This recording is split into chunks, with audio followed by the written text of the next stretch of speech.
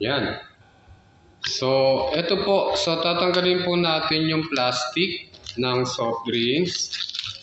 So, ano po yung mga kailangan natin? So, meron dapat po tayong 5 bote ng soft drinks po, yung plastic. Then, meron po tayong kandila dahil wala po akong glue gun. Okay? So, gumamit po ako ng posporo. So, ingat-ingat lang po sa paggamit po kasi mainit po yan. So, yung glue gun, dahil ang glue gun ko po ay stick or stick glue, tapos wala naman po akong materyales, no? So, una po ay, yung unang bote po ay lalagyan po natin ng glue stick. So, ginamit ko po ay, ano po siya. So, ingat lang po tayo dahil ito po ay mainit. Tapos, ikakabit po natin yung isa. Gagawa po tayo ng star. Careful lang po kasi mainit po talaga to. So, yan. Kaya habang kinakabit ko po siya, yan. Tika na nga po kung pasok.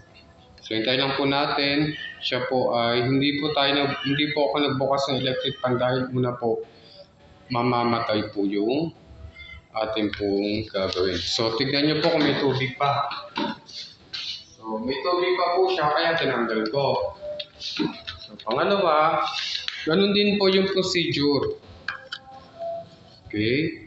So, lalagyan po natin siya ng glue gun or glue stick. So, dapat magkakabit na po sila. So, ingat lang po, parang ayaw convert. Then, dire-diretso lang po yun hanggang tayo po ay makabuo ng star. So, kailangan, patnubay po ng magulang ay kailangan dahil ito po ay mainit. So, kailangan mag-ask po tayo ng help sa nakakatanda natin kapatid o kaya ay sa magulang. Dapat meron pong patnubay ng magulang. Kasi mahirap po ito at dahil baka kayo po ay mapasok. So, yan po. So, dahil tayo po ay nakagawa na ng star, so, hintay lang po natin siyang matuyo. So, dapat madami kasi yung glue po para dumikit ng matindi. Ay! Bakit ayaw niya dumikit? So, dapat po dulo sa dulo. Naluto po kasi yung ating plastic kaya ganun. Kaya ayaw niyo pong dumikit. So, dapat nakapatong. Tapos, lalagyan din po natin yung isa. Dahan-dahan lang po yan. Kasi pag yan po yung yan. So, hintay lang po natin siyang matuyo para at least be sure po na may takip po yung ating gagawing parol para at least kumapit po siya. Papatayin ko muna po yung kandila. So, mamaya po sisindan po natin ulit. Happy birthday. Wait lang po natin para at least po. Hintayin lang po kasi natin siyang kumapit. Hindi pa po siya kumakapit ng gusto. So, ulitin ko po ulit yung paglalagay para at least yung ating pong parol ay matibay. So, sisindihan ko ulit, birthday ko ulit. Yan, sinindihan ko na po. Tapos careful lang po ha. Kung may glue gun naman po, mas mabilis po ang paggawa. Kaya lang, be sure po kasi yung ating pong plastic ay mabilis po siyang matunaw. Natutunaw po siya. So, ganun lang po, dire-diretso lang po ang paggawa para at least dumikit po yung ating parol. Yan. Tatayo po ako kasi hindi ko po siya makita. Dapat matibay po siya.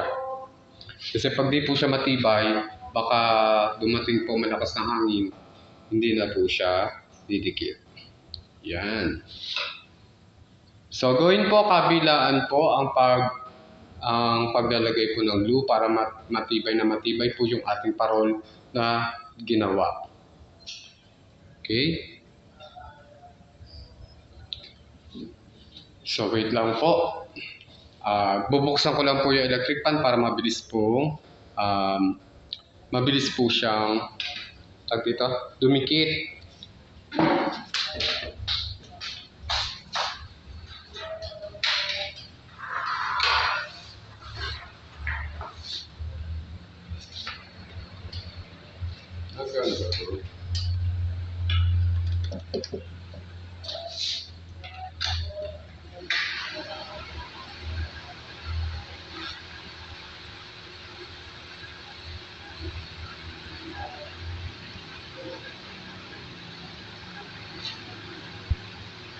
Yan, nagbukas po ako ng electric fan. So, hintayin ko lang po siyang matuyo. Hintayin ko lang po siyang matuyo para para dumikit na po yung ating parol po o yung ginawa po nating parol. Okay, kasi ayan, ganito na po yung style ng ating parol. So, ulitin lang po natin yung procedure.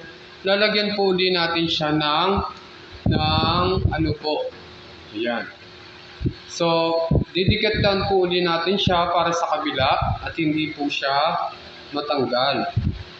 Para matagal po ang buhay ng ating parol. Okay?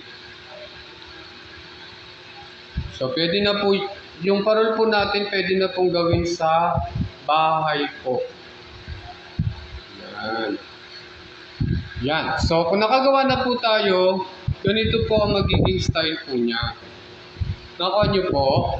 So, yan po ang sample ng ating parol na project po natin. So, lalagyan nyo lang po, yung takip po, lalagyan lang po ng pinakabuntot para at least tsaka sa ibabaw para meron na po tayong gawaang parol. So, yun lang po, grade 6 ang gagawin para sa ating po parol. Maraming salamat po.